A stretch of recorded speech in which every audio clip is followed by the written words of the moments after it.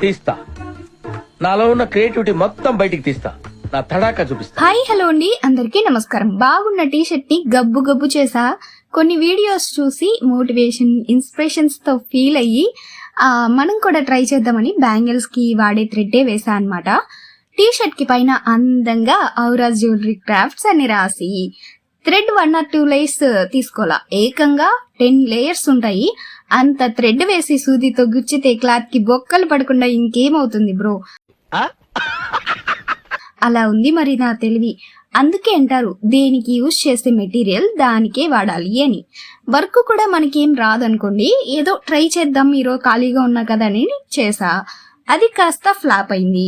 No problem, మళ్ళీ దీనికోసం material తెచ్చి మంచిగా వచ్చే వరకు ట్రై చేసి ఎలా వచ్చిందో ఖచ్చితంగా చూపిస్తా.